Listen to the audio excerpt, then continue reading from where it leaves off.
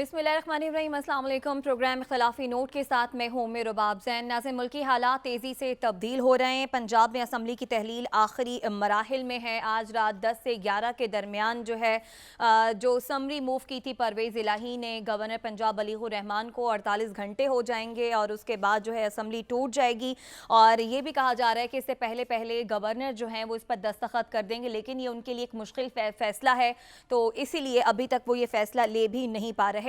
दूसरी जानिब विफाक की अगर बात करें तो एमकेएम विफाक का साथ छोड़ने का सोच रही है। ऐसे एमकेएम के बदलते तेवर देखकर इमरान खान ने भी गौर करना शुरू कर दिया है। हो सकता है कि सदर मुमलिकत आरिफ अलवी वज़ीर आज़म शहबाज शरीफ को एतमाद का वोट लेने के लिए कहें। तो इस वक्त जो बदलती सियासी सूरत हाल है ये किस तरफ जाएगी, इस पर हम अपने पैनलिस्ट से राय लेंगे। साद रसूल साहब, अदील वड़ाई साहब, हसन रजा हमारे साथ मौजूद हैं। साद रसूल साहब, सबसे पहले आपकी जानिब आते हैं। पंजाब की बात करें तो 48 घंटे मुकम्मल हो जाएंगे आज रात 10 से 11 के दरमियान। उसके बाद असम्बली इस दरमियान कभी भी टूट जाएगी। गवर्नर ने अभी तक दस्तखत नहीं किए। ये जो 90 रोज़ के अबूरी सेटअप की बात चल रही है, कुछ कह रहे हैं कि जनाब जब ये दस्तखत हो जाएंगे या फिर आज रात 10 से 11 के बाद 90 रोज़ का वो टाइम अल्टीमेटम शुरू होगा। लेकिन जो बात फवाद चौधरी साहब कर रहे हैं वो कह रहे हैं कि जब परवेज़ इलाही साहब ने ये समरी मूव की थी तो 90 दिनों का जो काउंटडाउन है वो तभी से स्टार्ट हो गया था। तो अब ये कंफ्यूजन क्रिएट हो गई है, इसे ज़रा दूर कीजिएगा। कानून और आइन इस हवाले से क्या कहता है? देखिए, गवर्नर के ऊपर आईन पाकिस्तान के नीचे पाबंदी है कि वो गवर्नर के ऊपर भी और सदर पाकिस्तान के ऊपर भी कि वो चीफ मिनिस्टर की, गवर्नर हर सूबे का गवर्नर चीफ मिनिस्टर की और सदर पाकिस्तान प्राइम मिनिस्टर की एडवाइस को बाइंडिंग समझते हुए उसके ऊपर अमल दरामद करें। इसके अंदर थोड़ी सी मनूवरेबिलिटी की स्पेस है। 48 घंटे की अगर रिटर्न कर दी जाए समरी तो उसके अंदर 10 एक दिन मज़ीद बढ़ सकते हैं, लेकिन आइन के अंदर कोई ज़्यादा ऑप्शन है नहीं। पाकिस्तान के आइन का स्ट्रक्चर इस तरह का है कि उसके अंदर ज़्यादा ऑप्शन है नहीं गवर्नर के पास या सदर के पास कि वो चीफ मिनिस्टर की या प्राइम मिनिस्टर की समरी को जब एक दफ़ा वो प्रॉपरली एग्जीक्यूट कर दी गई हो तो वो उसको रेजिस्ट कर सके। तो ये बात तो अब ठहर चुकी कि गवर्नर साहब को इस समरी के ऊपर एक दस्तखत करने पड़ेंगे। लेकिन 90 दिनों का जो 90 दिन का है, पीरियड है, जी मैं गुजारिश करूं, जो 90 दिन का पीरियड है वो कॉन्स्टिट्यूशन ये कहता है कि असेंबली के डिसॉल्व हो जाने के 90 दिन के बाद या 90 दिन के अंदर अंदर इलेक्शंस करने पड़ेंगे या करवाए जाएंगे। तो सवाल इफेक्टिवली ये है कि क्या जब चीफ मिनिस्टर साहब ने एक दफ़ा साइन कर दी समरी तो क्या उस वक्त असेंबली डिसॉल्व हो गई या जब गवर्नर एक्सेप्ट करता है उस वक्त असेंबली डिसॉल्व होती है? मैं बसद एहतराम गुजारिश करूं कि मैं फवाद चौधरी साहब की बात से डिसएग्री करता हूं। मेरा नहीं ख्याल कि जब चीफ मिनिस्टर साइन कर दे उस वक्त से 90 दिन शुरू होते हैं।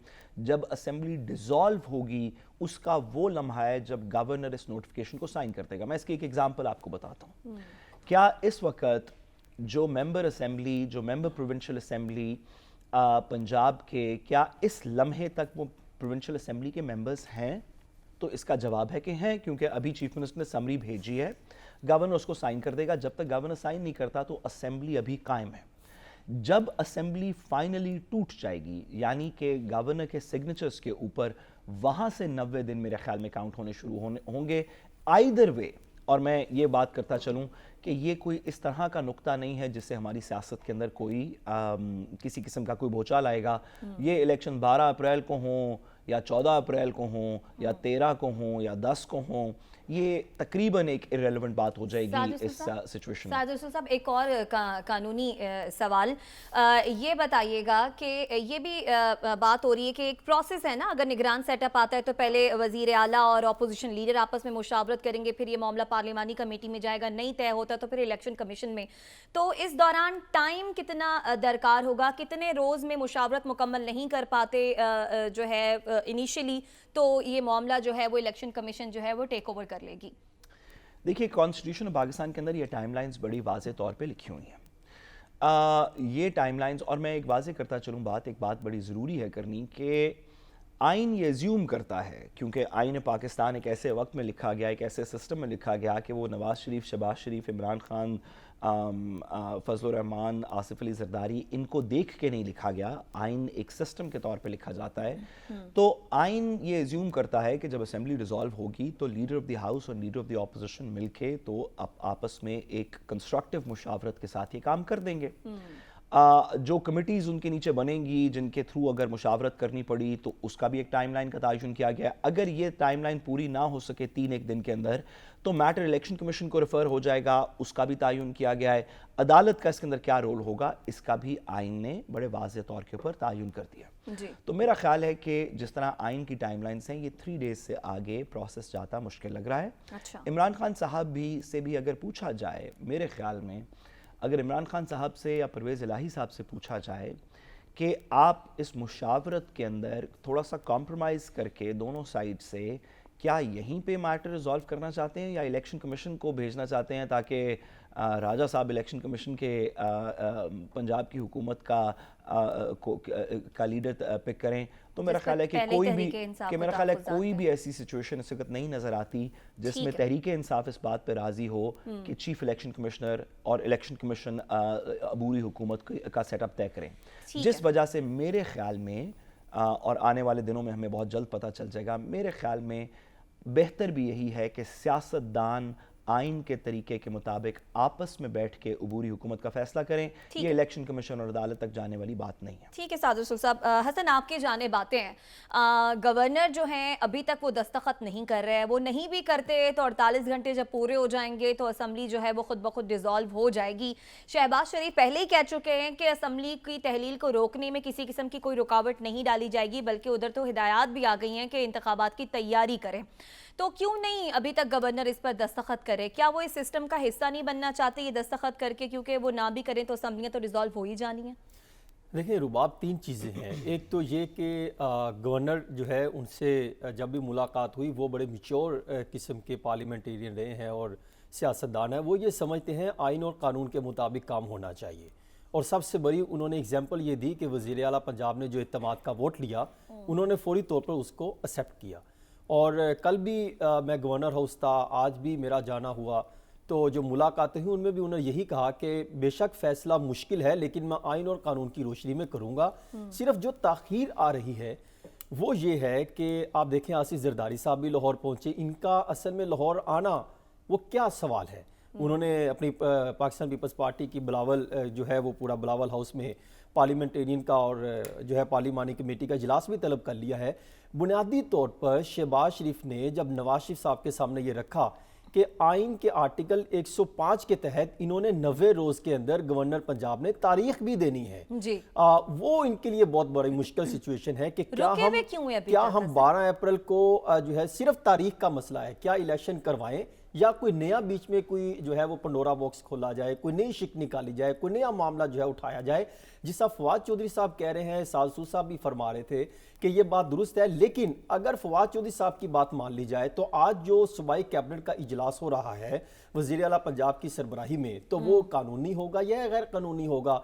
इसका मतलब परवेज़ इलाही साहब समझते हैं कि अभी तक असम्बलियाँ तहलील नहीं हुई, गवर्नर नोटिफिकेशन जारी करेंगे तो उसके बाद जो है असम्बलियाँ तहलील होंगी। 10 बजे का भी वक्त अब दूसरा आ जाइए कि नवाज शरीफ साहब की वतन वापसी से मुंसलिक बहुत सारे फैसले इस असम्बली तहलील से जुड़े हुए थे। अच्छा। कल को मुस्लिम लीग नून का जो इजलास हुआ, मैं ये समझता हूँ उसमें तमाम जो मुस्लिम लीग नून के रहनुमा थे उन्होंने इस चीज़ को बावर करवाया नवाज शरीफ साहब को कि अगर आप नहीं आते तो पंजाब में मजीद जो है हमारा जो ग्राफ है वो ख़त्म होता चला जाएगा। ना तो मरियम नवाज यहाँ पर है, ना हमजा शहबाज शरीफ यहाँ पर है, ना नवाज शरीफ है और ना ही मेन क़यादत है, जिसकी वजह से उन जो है वो सिचुएशन को देखते हुए कोई फैसला करना चाहते हैं।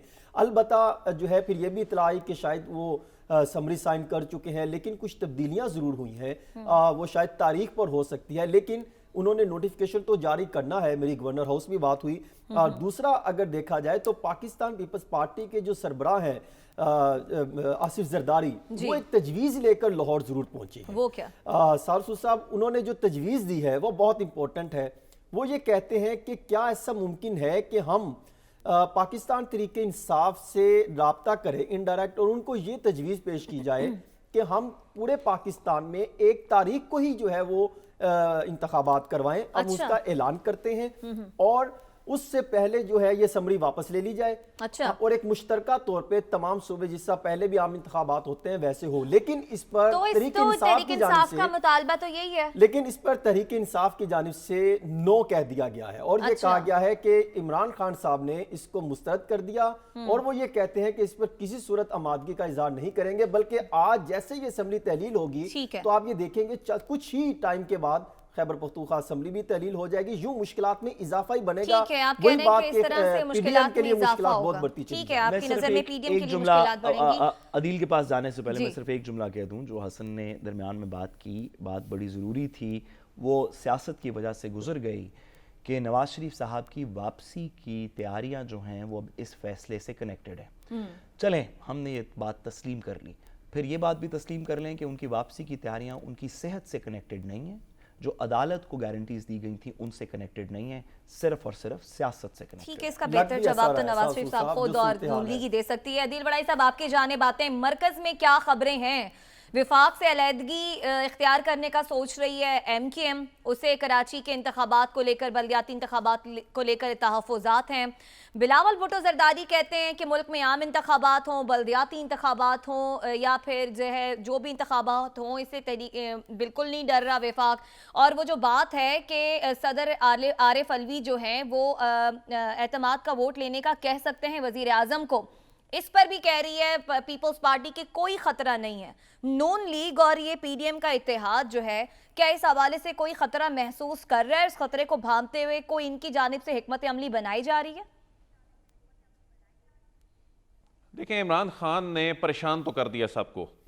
عمران خان نے پورے ملک کی سیاست کو ایسے لگ رہا ہے کہ عمران خان چلا رہے ہیں۔ عمران خان جن کے ساتھ کوئی سیاسی سپورٹ نہیں ہے، کوئی وہ سپورٹ نہیں ہے جو ماضی میں ہوا کرتی تھی، اور عمران خان اس وقت تمام شارٹس جو ہیں عوام کی سپورٹ ان کے ساتھ ہے، اور اسی کانفیڈنس سے انہوں نے اقتدار کے ایوان ہلا دیے ہیں۔ عمران خان نے اس وقت پی ڈی ایم کو کوئی سمجھ نہیں آ رہی کہ کیا ہو رہا ہے، ان کے پاس کوئی لائحہ عمل نہیں ہے، اور اب انہوں نے جو ایک نیا باؤنسر مارا ہے وہ صدر عارف علوی کو، جو وہ کہہ رہے ہیں کہ صدر عارف علوی اعتماد کا ووٹ لینے کا شہباز شریف صاحب کو کہیں، اگرچہ ان کے پاس نمبر پورے ہیں، اگر نمبر دیکھا جائے تو وہ ان کے پاس پورے ہیں، اعتماد کا ووٹ وہ لے ضرور لیں گے، لیکن موجودہ صورتحال میں ایک ایسے وقت میں جب ایم کیو ایم آنکھیں دکھا رہی ہے، جب ایم کیو ایم روزانہ یہ کہہ رہی ہے کہ حکومت سے علیحدہ ہو جائیں گے، روزانہ اجلاس پہ اجلاس بلا کے وہ دھمکی لگا رہی ہے، تو پی ڈی ایم حکومت کے لیے،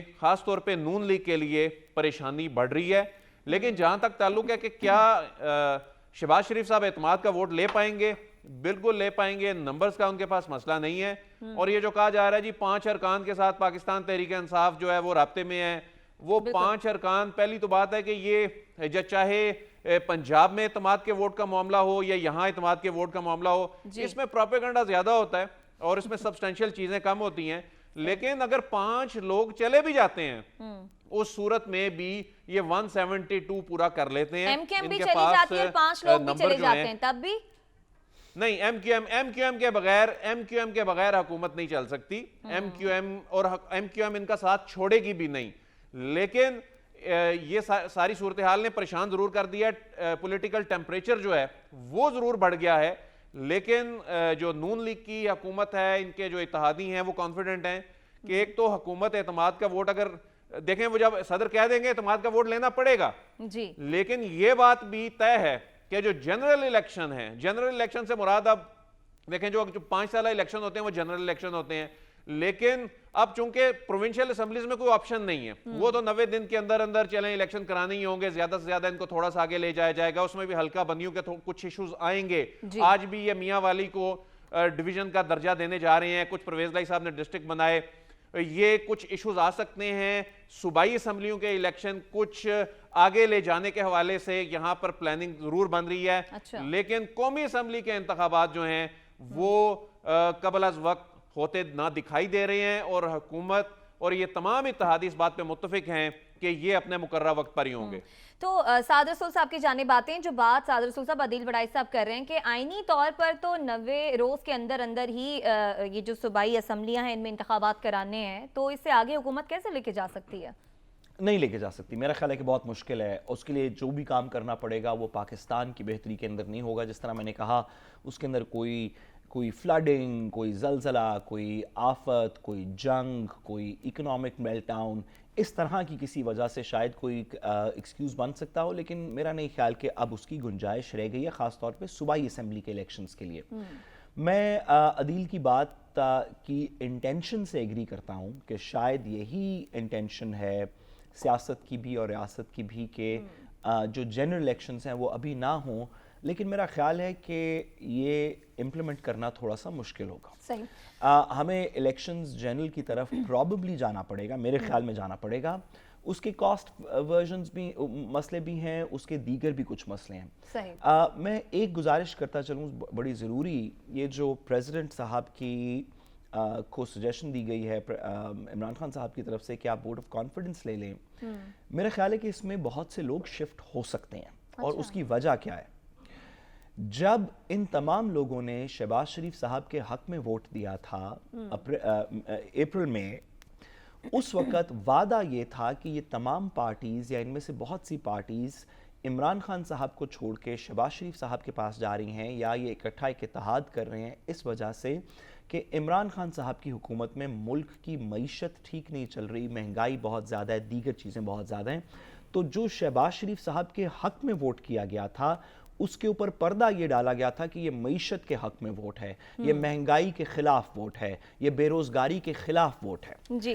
اب جب واپس پوچھا جائے گا کہ کیا آپ اس حکومت اور شہباز شریف صاحب کے ساتھ ہیں, تو جو لوگ اپنی سیاسی مجبوریوں کی وجہ سے بھی شہباز شریف صاحب کے ساتھ رہیں گے, ان کو بھی اپنے اپنے حلقوں میں جا کے یہ پوچھا جائے گا کہ پہلی دفعہ تو چلیں آپ کو نہیں پتا تھا کہ پرفارمنس کیسی ہوگی, آپ عمران خان صاحب سے جان چھڑوانا چاہتے تھے, آپ کو امید تھی کہ شہباز شریف صاحب کی گورنمنٹ بہتر کام کر سکے گی, یہ تو ہو گیا اپریل کے اندر.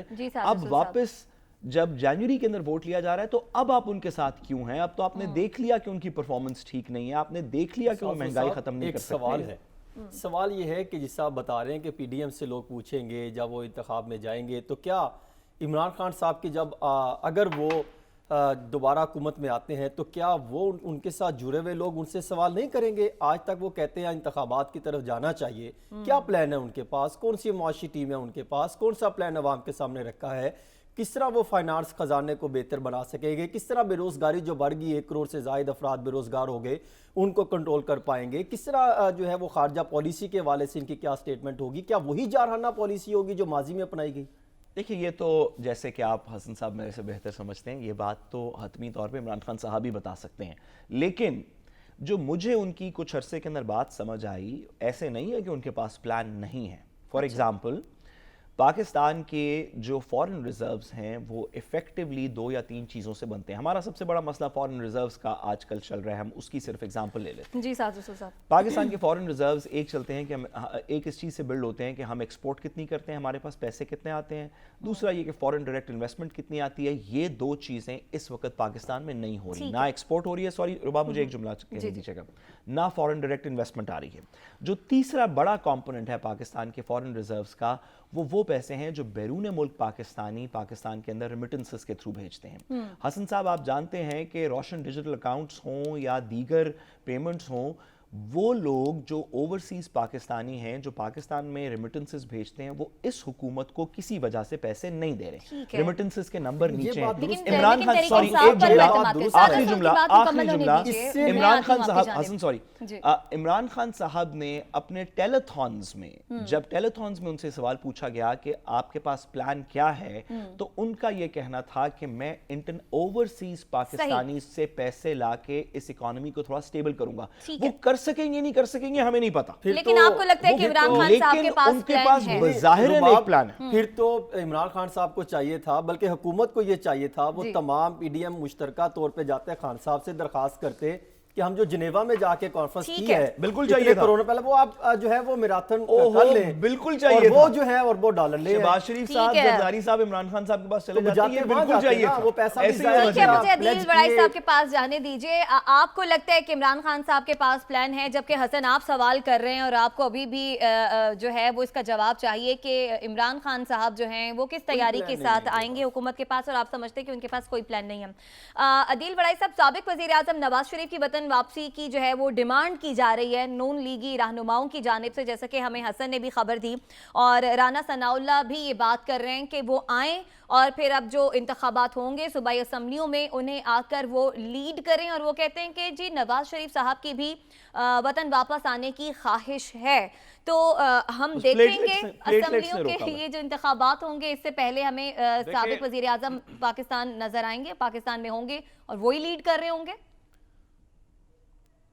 نواز شریف صاحب جیل نہیں جانا چاہتے، نواز شریف صاحب جو ہیں وہ صرف اسی وجہ سے واپس نہیں آ رہے کہ انہیں واپس آ کر جیل جانا پڑے گا۔ تو نواز شریف اگرچہ اس کے انتظامات کیے جا سکتے ہیں، اسلام آباد کی حدود میں سب جیل جس طرح بنی بھی ہوئی ہے اور اس طرح سے کچھ کیا جا سکتا ہے، لیکن نواز شریف صاحب وہ بھی افورڈ نہیں کر سکتے، اور نواز شریف صاحب کا مقابلہ اس لیڈر کے ساتھ ہے جو اقتدار کے ایوان سے نکل کر عوام میں چلا گیا، جو سڑکوں پر ہے، جس نے گولیاں کھا لیں، جو ابھی بھی زخمی حالت میں ہے، جو روزانہ یوٹیوبر سے مل رہا ہے، جو روزانہ ٹک ٹاکر سے مل رہا ہے، جو روزانہ صحافیوں سے مل رہا ہے، اور دوسری جانب نواز شریف صاحب ہیں جن کی اپنی جماعت کے لوگوں کا ان کے ساتھ انٹریکشن اس وقت نہیں ہے۔ تو یہ نواز شریف صاحب کو جو یہاں پہ لوگ کہہ رہے ہیں نا کہ آپ واپس آئیں، تو نواز شریف صاحب اپنی حکومت کے ان لوگوں سے پوچھ رہے ہیں کہ آپ نے میرے واپس آنے کے لیے کیا ہے؟ میں واپس آؤں گا، میرے کیس تو وہیں کے وہیں ہیں، کوئی وہ جو لیجسلیشن والا معاملہ ہے وہ ابھی تک عدالت میں ہے، وہ سپریم کورٹ آف پاکستان میں چل رہا ہے جو نیب امینڈمنٹ والا ہے، تو نواز شریف صاحب کہہ رہے ہیں کہ آپ چاہتے ہیں میں آؤں اور جیل چلا جاؤں، تو نواز شریف صاحب جو ہیں وہ تو ابھی ان کے واپس آنے کا کوئی پلان نہیں ہے۔ البتہ مریم جو ہیں وہ فروری کے پہلے ہفتے میں پاکستان اس بات کے امکانات ہیں وہ آ جائیں گی، وہی لیڈ کریں گی پنجاب کے انتخابات کے حوالے سے بھی، یعنی اب یہاں سے اندازہ کریں کہ تو مریم وفاق نواز میں جو اپنی ہے حکومت کیا کے باوجود ہمیں مستقبل میں اگر نون لیگ جیتی ہے تو مجھے مختصر جواب دے دیجیے گا، پھر بریک کی جانب بڑھیں گے، تو ہمیں کیا وہ حمزہ شہباز کے مقابلے میں پنجاب کی وزیر اعلیٰ بھی بنتی نظر آ رہی ہیں اگر نون لیگ جیتتی ہے تو؟ دیکھیں اس کے لیے تو ظاہر ہے ان کو الیکشن میں جانا ہوگا، ان کو پنجاب سے الیکشن میں کھڑا ہونا ہوگا۔ دیکھیں حمزہ شہباز کے وزیر اعلیٰ بننے پر خود نون لیگ کے اندر بہت کرٹیسزم ہوا، نون لیگ کے اندر لوگوں نے کہا کہ حمزہ شہباز کو وزیر اعلیٰ بنانے سے بہت نقصان ہوا، پرسیپشن کی جنگ میں بڑا نقصان ہوا، تاثر یہ گیا کہ دیکھیں جی یہ والد ان کے جو ہیں وہ پرائم منسٹر بن گئے، خود وہ چیف منسٹر بن گئے، اور ابھی یہ جو پنجاب میں جو کچھ ہوا ان کو سکی کا سامنا کرنا پڑا، حمزہ صاحب نظر ہی نہیں آئے، یعنی وہ صرف جی مجھے ساری بات سننے کے بعد صرف ایک جملہ جو آتا ہے کہ کوئی ایک شخص گمنام زندگی بقیہ جو رہ گئی ہے وہ بسر کرنا چاہتا ہے کسی دوسرے ملک میں رہ کے، لیکن ظاہر ہے قانونی مشکلات ہیں نا، آنا چاہتے ہیں، لیکن وہ جو عدیل بتا رہے ہیں کہ وہ پوچھ رہے ہیں اپنی ٹیم سے کہ آپ لوگوں نے میرے پاکستان آنے کے لیے کیا، جب تک قانونی مشکلات حل نہیں ہوں گی لگ ہی رہا ہے کہ وہ پاکستان نہیں آئیں گے۔ اس کے ساتھ ہی بریک کی جانب بڑھ رہے ہیں، واپس آئیں گے مزید بات کریں گے، ہمارے ساتھ رہیے گا۔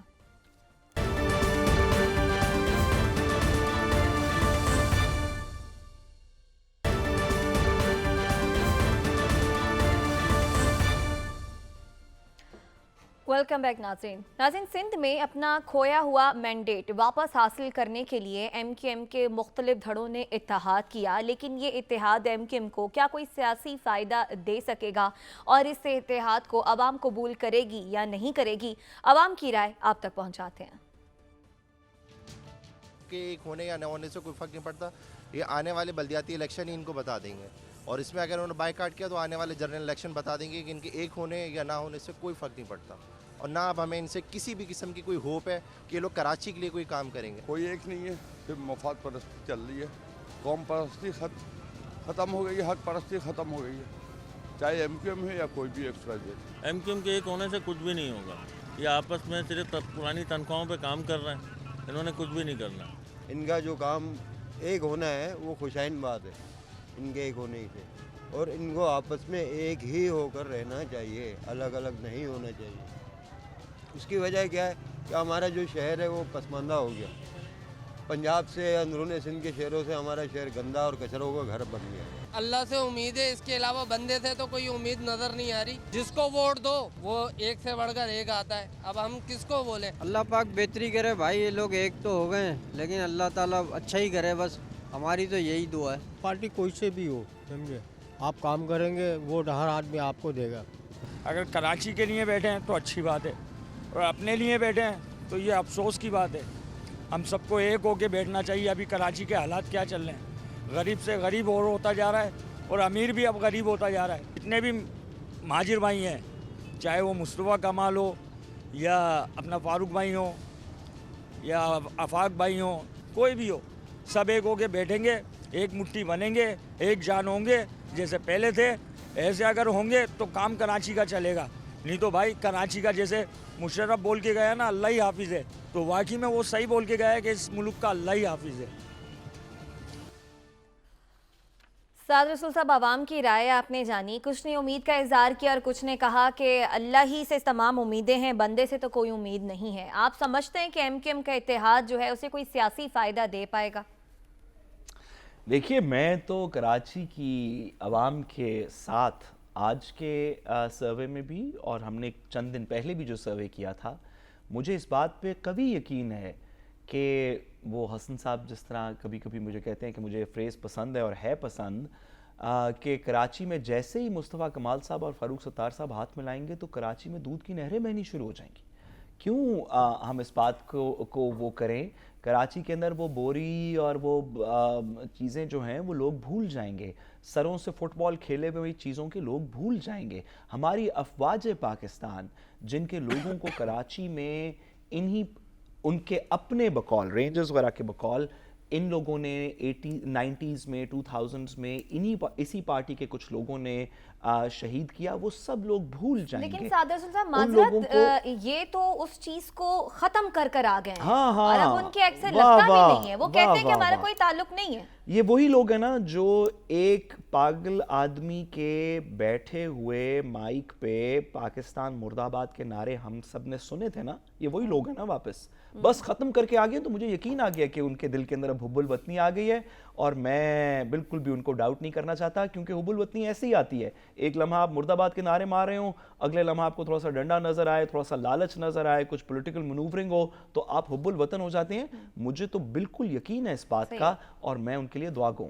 صحیح, آپ اعتماد کرنے کے لیے ابھی بھی تیار نہیں ہیں, لیکن باقی پینلسٹ کو کیا لگتا ہے کہ یہ اتحاد کوئی سیاسی فائدہ پہنچائے گا ایم کیو ایم کو یا نہیں, اس پر ہم بات کریں گے اس بریک کے بعد. ہمارے ساتھ رہیے گا.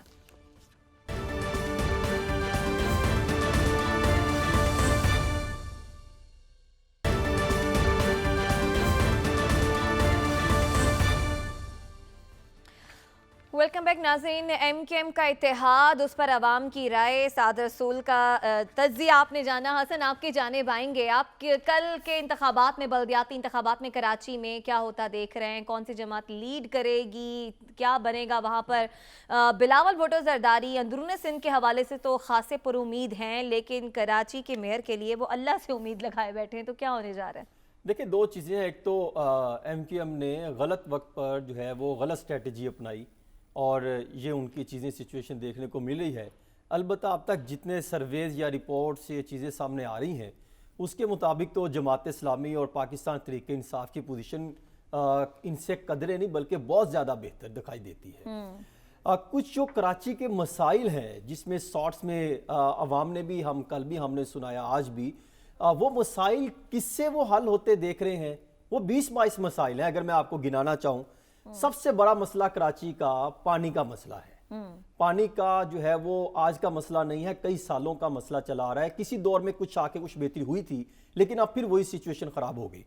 صاف پانی کی عدم دستیابی کا مسئلہ ہے, جگہ جگہ کچرے کے ڈھیر ہیں, سیوریج ہے, ابلتے گٹر, نالے, گندگی کے ڈھیر, خستہ حال سڑکیں, گمبھیر ٹریفک کے مسائل ہیں, ٹرانسپورٹ کی کمی ہے, پارکنگ کی کمی ہے, پارکنگ کے مسائل بہت ہیں, پارکس کی کمی ہے, پھر کمیونٹی سینٹرز کی کمی ہے, اسٹریٹ لائٹس کی کمی ہے, درختوں کی ہے, پھر آپ آ جائیں صحت کے جو مراکز جو تباہی حال کیے ہیں صحت کے ہسپتالوں کے، وہ شاید تاریخ جو ہے اس سے بہتر ہوں گے. پھر اس کے بعد تعلیمی اداروں کی کمی، تعلیم اس پوزیشن پر نہیں دی جا رہی، تباہ حال گرین بیلٹس کا جو ہے وہ تباہ کر کے رکھ دیا. بیسیکلی چیزیں. اس کے بعد بس سٹاپ کی کمی، آوارہ کتوں کی بھرمار ہے. حسن کی بیسک بات یہ ہے رباب کے کراچی میں دو مسئلے ہیں، ایک پیپلز پارٹی، ایک ایم کیو ایم. حسن صاحب یہی کہہ رہے ہیں اسٹیٹ جو کرائم بڑا ہے. صاحب بالکل درست کہہ رہے ہیں. ان کو ٹھیک، میں نے آپ کو کل بھی ایک جملہ کہا تھا، اگر یہ لوگوں یہ نکل گئے تو کراچی بچ جائے گا. میں آج پھر وہی یہ بات کر رہا ہوں کہ آپ بے شک ان پہ جتنے مرضی اعتبار کر لیں. کراچی کے عوام کی امید کون ہے؟ ایک اور چیز، ایک جملہ میں آپ کو بتاؤں، یہ 2018 سے لے کے آج تک، یہ میں آپ ہی کا جواب دے رہا ہوں کہ یہ کتنے ووٹر جو ہیں وہ بڑے ہیں. 24 لاکھ ووٹر جو ہے وہ انکریز ہوا ہے 2018 سے لے کے 2022 تک کے دوران. اور وہ یوتھ ہے، وہ کس کو سپورٹ کرتے ہیں؟ جتنے بھی جلسے ہوئے وہ عمران خان یا جماعت اسلامی کے ساتھ کرے دیتے ہیں، وہ ان کو ریجیکٹ کرتے ہوئے دکھائی دے. آپ کہہ رہے ہیں کہ کراچی کے عوام کی آواز اس بار جو ہے وہ تحریک انصاف ہے، اور تحریک انصاف سے انہوں نے امیدیں لگائی ہوئی ہیں. آپ کو وہ لیڈ کرتی ہوئی کراچی میں کل کے انتخابات میں نظر آ رہی ہے. عدیل بڑائی صاحب آپ کی جانب آئیں گے. ایم کیو ایم نے کہا کہ بلدیاتی انتخابات کا وہ لوگ بائیکاٹ کریں گے، حلقہ بندیوں پر انہیں کچھ تحفظات ہیں. پھر جو اجلاس ہوا اس میں یہ رائے بھی ایک سامنے آئی کہ میدان کو خالی نہ چھوڑا جائے. تو حتمی طور پر کل ایم کیو ایم آپ کے پاس کیا خبریں، کیا کرنے جا رہی ہے؟ کیا مقابلہ کرے گی بلدیاتی انتخابات میں دیگر جماعتوں کا، یا پھر بائیکاٹ کرے گی اپنے تحفظات کو لے کر؟ جی، رابطہ کمیٹی اجلاس میں تو یہی اکثریتی ارکان نے کہا ہے کہ بائیکاٹ نہ کیا جائے. لیکن اگر بائیکاٹ نہیں کرتے تو جو ان کو خود نظر آ رہے ہیں کہ اگلا منظرنامہ نظر آ رہا ہے، اور یہی وجہ ہے کہ وہ الیکشن نہیں چاہتے. یہی وجہ ہے کہ ایم کیو ایم نے گزشتہ 3-4 دن سے وہ سندھ حکومت پر دباؤ ڈال رہے ہیں کہ آرڈیننس جاری کیا جائے. اور جو پیپلز پارٹی ہے مسلسل ان کو چکمہ دیے جا رہی تھی، اور انہوں نے جس طرح سے، جس خوبصورتی سے انہیں میں سمجھتا ہوں کہ ایک لارا لگا کر پھر بعد میں دھوکہ دیا ہے، اور اینڈ پہ آ کے اب خود پھر وہ کھل کے کھیلنے لگ پڑے کہ جی نہیں اب الیکشن کر لی ہیں، اور اپنے انہوں نے کارکنوں کو، اپنے ووٹرز کو انہوں نے موبلائز کیا. پاکستان پیپلز پارٹی انتخابات کا التوا چاہتی نہیں تھی. یہ جو انہوں نے خط لکھا ایم کیو ایم کے کہنے پہ لکھا، اس سے پہلے جو انہوں نے نوٹیفیکیشن نکالا وہ ایم کیو ایم کے کہنے پہ نکالا. اصل میں ایم کیو ایم کے ساتھ زیادتی ہوگی، اور یہ ایم کیو ایم نے خود اپنے ساتھ زیادتی کی ہے. دیکھیں، ایک تو ایم کیو ایم نے اپریل میں پاکستان تحریک انصاف کے ساتھ انہوں نے راہیں جدا کر کے موجودہ حکومت بنوانے میں اہم کردار ادا کیا، اور یہ جو عوام کو تحفہ ملا ہے اور یہ جو مہنگائی کا تحفہ ملا ہے، تو وہاں کا ان کا ووٹر یہی سمجھتا ہے کہ اس کے ذمہ دار ایم کیو ایم ہے. ایم کیو ایم کے پاس اب عوام میں جانے کے لیے کچھ نہیں ہے. دوسرا، ایم کیو ایم نے جن کے ساتھ جن سے وعدے لیے، انہیں معلوم تھا ان کے ساتھ دھوکہ ہوگا، پھر بھی ان پہ یقین کیا، ایگریمنٹ ہوئے. ایم کے ساتھ بھی دھوکہ ہوا، اور عوام میں جانے کے لیے ایم کے پاس کچھ بھی نہیں ہے. اس کے ساتھ ہی پروگرام سے اجازت دیجیے، آپ سے پھر ملاقات ہوگی اللہ نے کے بعد.